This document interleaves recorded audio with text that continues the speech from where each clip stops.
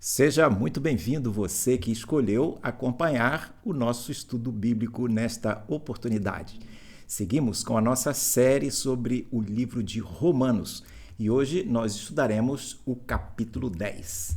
Importante você ter em mãos a sua Bíblia para juntos podermos ler algumas passagens que usaremos como base para o nosso estudo. E é importante também pedirmos a Deus para que Ele nos oriente. E eu convido você a fazer uma oração comigo nesse momento sobre esse pedido. Bondoso Deus, te agradecemos a oportunidade de estudarmos a Tua Palavra. Queremos te pedir que Tu estejas conosco aqui, Senhor, nesse estudo, ajudando-nos a compreender o que Tu queres dizer para nós e que Tu nos ajudes a colocar em prática aquilo que viermos a aprender. Abençoa a cada um que nos acompanha nesse momento. Em nome de Jesus. Amém. Vamos então à nossa leitura? Romanos capítulo 10, nós vamos ler apenas o verso 10 ao 13, como ponto inicial, como partida do nosso estudo. A palavra de Deus então diz o seguinte: porque com o coração se crê para a justiça, e com a boca se confessa para a salvação. Pois a Escritura diz: todo aquele que nele crê não será envergonhado. Porque não há distinção entre judeu e grego, uma vez que o mesmo é o Senhor de todos, rico para com todos os que o invocam. Porque todo aquele que invocar o nome do Senhor será salvo. Nesse capítulo 10 de Romanos, Paulo dá continuidade aos seus argumentos dentro do tema da salvação de judeus e gentios. Ele inicia esse capítulo abordando a questão dos judeus de sua época terem ignorado na prática a justiça de Deus oferecida a eles, quando rejeitaram o Messias na pessoa de Jesus de Nazaré. O interessante é que esse tema de rejeição de Jesus se aplica não apenas aos judeus daquela época, mas alcançam muitas pessoas em nossos dias. Rejeitar Jesus não se refere apenas em deixar de considerá-lo como um personagem histórico, mas não considerá-lo como Salvador e Senhor. Enquanto no capítulo 9 Paulo enfatiza a soberania de Deus, no capítulo 10 ele destaca os aspectos da responsabilidade humana e o papel do livre-arbítrio. Livre-arbítrio é a capacidade do ser humano em tomar decisões e escolher seu caminho para a salvação de forma consciente e independente. No livre-arbítrio, a pessoa pode escolher se aceita Jesus como Salvador e Senhor ou se vai realizar obras para acumular virtudes para ser salvo. Alguns poderiam perguntar: uma pessoa pode ter a liberdade de escolher, mesmo Deus sendo soberano? Entendemos que sim, começando com o fato de que essa possibilidade de escolha foi concedida pelo próprio Deus quando criou o ser humano. Lá no livro de Apocalipse, capítulo 3, 20, encontramos Jesus dizendo o seguinte: eis que estou à porta e bato. Se alguém ouvir a minha voz e abrir a porta, entrarei em sua casa e cearei com ele, e ele comigo. Abrir ou não a porta para deixar Jesus entrar é uma escolha que a pessoa faz. Se a porta não for aberta por ela, Jesus não vai entrar. Mesmo Deus sendo onipotente, ele não vai forçar a entrada. Paulo acrescenta mais um ponto a esse debate ao argumentar quanto à necessidade urgente de haver a pregação do Evangelho. Ele indica que mais pessoas precisam conhecer Jesus como o caminho da salvação. Como conciliar a soberania de Deus com o livre-arbítrio e com a necessidade da pregação humana?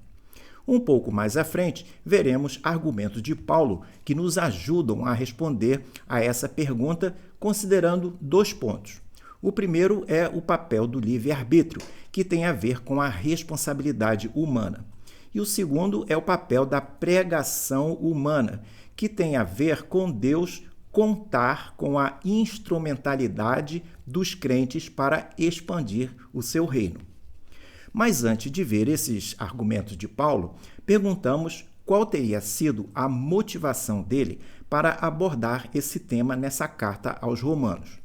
Alguns estudiosos afirmam que o motivo foi Israel ter rejeitado Jesus como o Messias.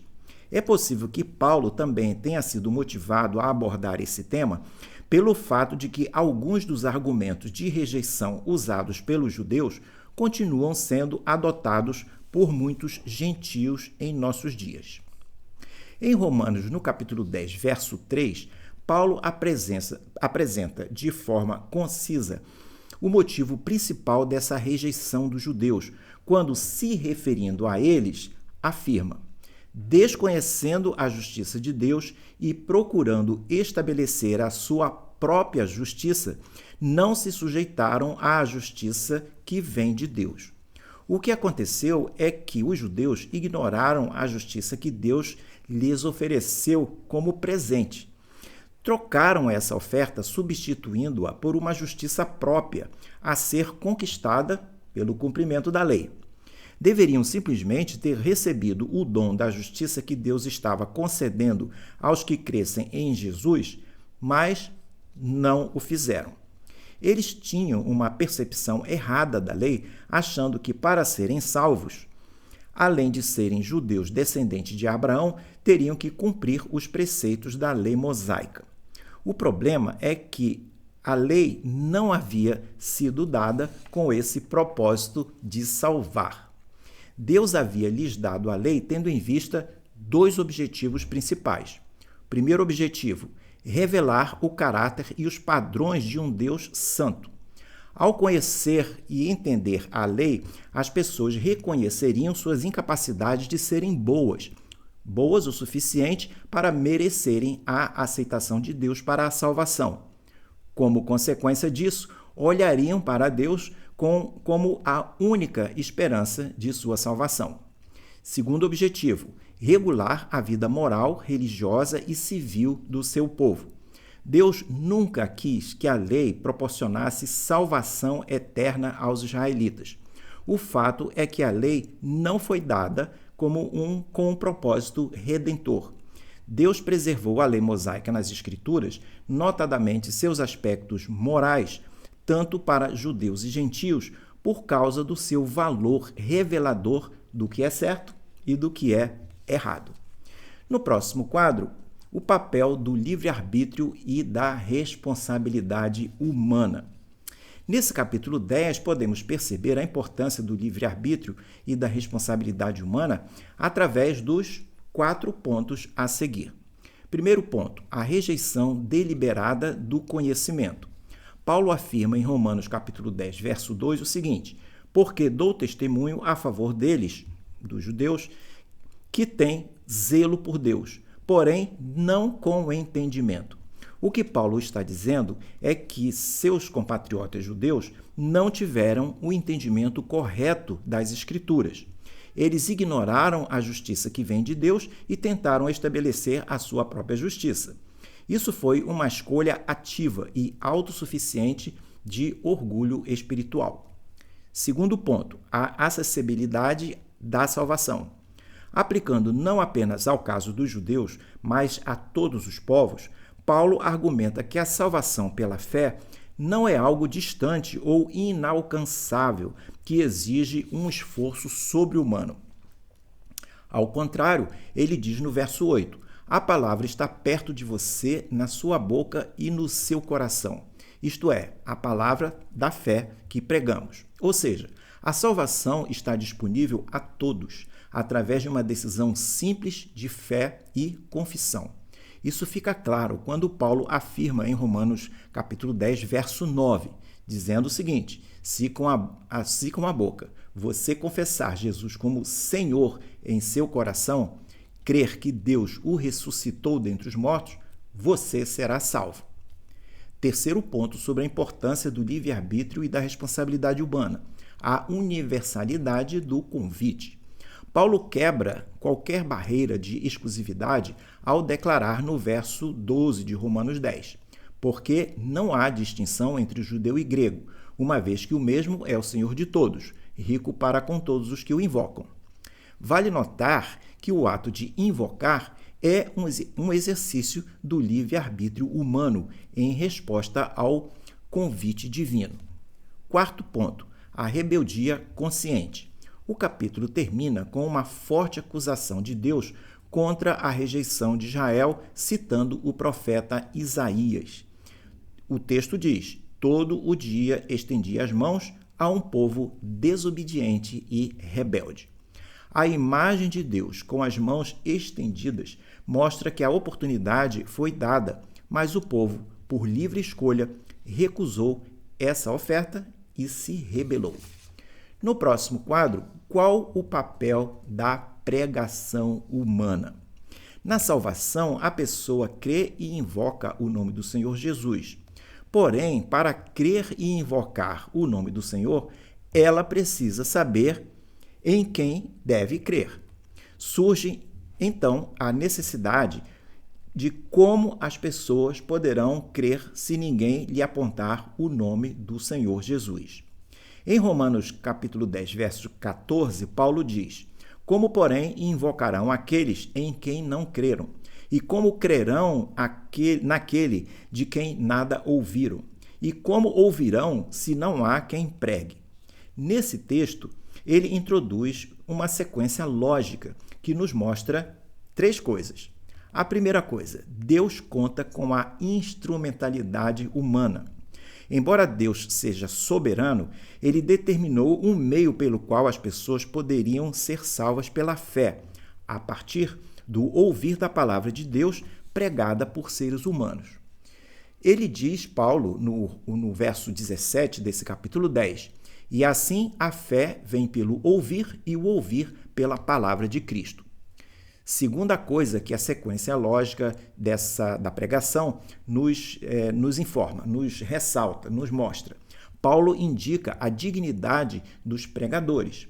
Ele cita as Escrituras para mostrar o valor daqueles que se colocam à disposição de Deus e se movem para pregar.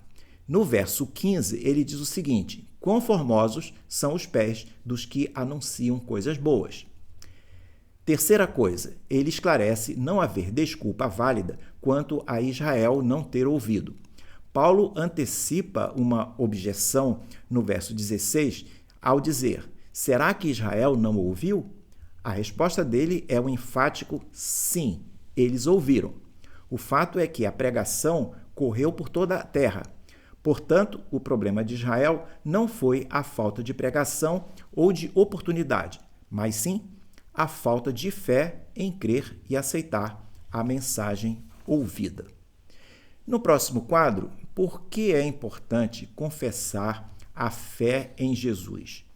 Romanos 10, verso 9, resume a forma da salvação pela graça mediante a fé. O texto diz: se com a boca você confessar Jesus como Senhor e em seu coração crer que Deus o ressuscitou dentre os mortos, você será salvo.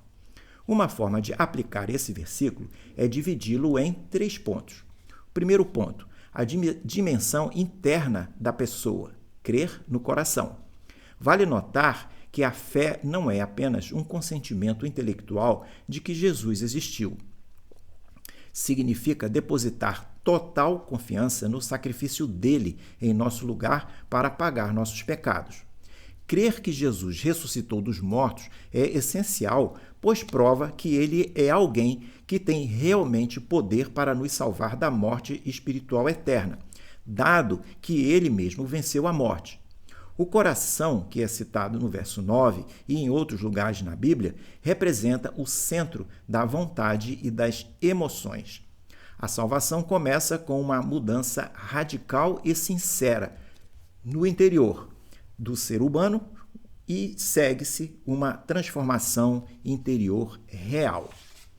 Segundo ponto que nos ajuda a entender esse versículo 9 de Romanos 10.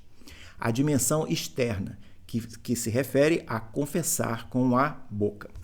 Confessar que aceitou Jesus com a boca tem o sentido de expressar publicamente o que está preenchendo o coração da pessoa. Importante notar que a confissão pública não gera a salvação, mas é a evidência dela. No contexto romano original, declarar que Jesus era Senhor era perigoso, pois o imperador exigia que esse título fosse exclusivamente dele. Hoje, o crente confessar que Jesus é Senhor significa que Deus é o Senhor de sua vontade e que ele abriu mão do controle de sua vida, submetendo-se à soberania e autoridade de Deus. Terceiro ponto sobre Romanos capítulo 10, verso 9. O resultado de crer em Jesus é: você será salvo. No processo de crer e confessar publicamente Jesus como Salvador, a pessoa recebe o perdão dos pecados e a vida eterna, sem a necessidade de fazer boas obras. As obras entram como manifestação de fé e não como condição para se salvar. Efésios, no capítulo 2, versos 8 a 9, confirma isso claramente quando afirma: porque pela graça vocês são salvos, mediante a fé, e isso não vem de vocês, é dom de Deus, não de obras, para que ninguém se glorie. No próximo quadro, mais uma pergunta. Invocar o nome do Senhor acontecia no Antigo Testamento? Há uma conexão importante entre Romanos capítulo 10, verso 13, e o livro de Joel, capítulo 2, verso 32, livro de Joel lá no Antigo Testamento. Qual é essa conexão? Quando Paulo escreve em Romanos 10, verso 13, porque todo aquele que invocar o nome do Senhor será salvo, ele está citando Joel, capítulo 2, 32, um dos livros lá do Antigo Testamento, que ele fala a mesma coisa. Paulo faz essa ligação para provar que a salvação pela fé em Jesus não era uma nova ideia, não era um fato novo, mas o cumprimento de profecias bíblicas. A conexão entre Romanos 10, 13 e Joel 2, verso 32, pode ser percebido de três formas. Primeira forma, Jesus é o Javé, o Senhor mencionado no Antigo Testamento. Em Joel 2, verso 32, a palavra traduzida como Senhor no texto hebraico original é essa, Javé, o mesmo nome sagrado de Deus que é usado em Romanos 10, 9 e verso 13. Ao contestar, ou melhor, ao conectar esses versículos em Romanos com a citação de Joel 2, 32, Paulo aplica o nome e os atributos de Deus do Antigo Testamento diretamente a Jesus, indicando a divindade de Cristo. Segunda forma de entender o que conecta Romanos 10 com Joel 2. A salvação tem um alcance universal. Joel 2, 28 profetiza que o Espírito Santo seria derramado sobre toda a humanidade, o que efetivamente ocorreu a partir da vinda de Jesus. Quando Paulo usa a expressão todo aquele do verso 13, ele conecta seu argumento de todo aquele que também aparece lá no livro de Joel, no capítulo 2, verso 32. No verso 28 de Joel, ele profetiza que o Espírito Santo, ou o Espírito de Deus, passaria a estar disponível para toda a humanidade, o que derrubaria a divisão entre judeus e gentios. Esse fato é reforçado por Paulo quando afirma em Romanos 10, verso 12, que não há distinção entre judeu e grego. Ou seja, isso quer dizer que a salvação, com a vinda de Jesus, passou a estar disponível a qualquer ser humano de qualquer nação apenas pela fé. Terceira forma, os significados de invocar e confessar são os mesmos no Antigo Testamento e no Novo Testamento. No Antigo, invocar o nome do Senhor significava reconhecer a incapacidade própria para se salvar e, com isso, levar a pessoa a clamar pela intervenção salvadora de Deus em tempos de crise. O que Paulo faz nesse texto é conectar o confessar de Romanos 10, verso 9, com o invocar de Joel, capítulo 2, verso 32. Isso ocorre porque quem invoca o nome do Senhor está confessando quem é o Senhor. A conclusão disso é que a salvação não é o que a pessoa faz para chegar até Deus, mas o clamor, às vezes até desesperado e confiante da pessoa para que o Deus vivo a resgate por meio de Jesus. No próximo último quadro, uma pergunta: é possível alguém estabelecer a sua própria justiça?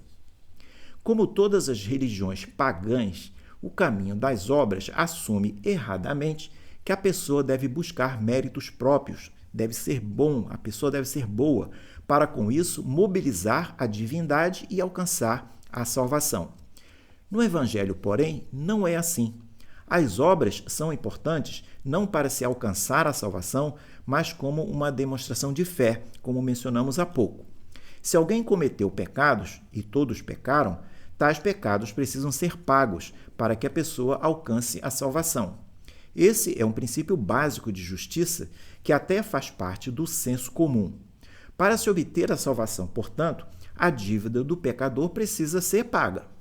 Contudo, no Evangelho defendido por Paulo, por melhor que façamos o bem, não conseguimos saldar nossas dívidas.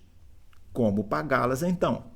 A solução é que Deus promove uma forma para que nossas dívidas sejam quitadas, e com isso, o princípio de pagamento da dívida é cumprido. O Evangelho nos ensina que as nossas dívidas são pagas por Jesus, que morreu voluntariamente sacrificado na cruz pelos nossos pecados. Porém, para que as dívidas sejam quitadas, é necessário que aceitemos esse sacrifício feito em nosso lugar. Isso acontecendo, a justiça de Deus se faz presente na vida da pessoa que creu, à medida que sua dívida é paga por Jesus. Um outro aspecto a considerar no Evangelho é que, nessa justiça, Deus toma a iniciativa de procurar o pecador para lhe oferecer salvação, ao contrário das religiões pagãs, onde os deuses apenas esperam que as pessoas colecionem virtudes para serem salvas. Seria possível falar da mensagem do Evangelho em apenas uma frase? Nesse trecho da carta aos Romanos, no capítulo 10, destacamos o verso 13, que sumariza de forma enfática a salvação oferecida por Deus a todos. O texto diz: porque todo aquele que invocar o nome do Senhor será salvo. Para concluir, vimos que para ser salvo e ter a vida eterna, é importante que a pessoa confesse sua fé em Jesus e invoque o nome dele como Senhor. E você, já confessou Jesus como seu Salvador, como seu Senhor? Se ainda não confessou, o que está faltando? Por que não fazer isso agora, orando sozinho você mesmo ao Senhor, aceitando-o como seu Salvador? Ficamos hoje por aqui, espero que você tenha gostado desse estudo. Se gostou, fale dele para os seus amigos. No próximo quadro, você vê o panorama dessa série que estamos desenvolvendo sobre o livro de Romanos. Espero vê-lo numa próxima oportunidade. E deixo com você um grande abraço.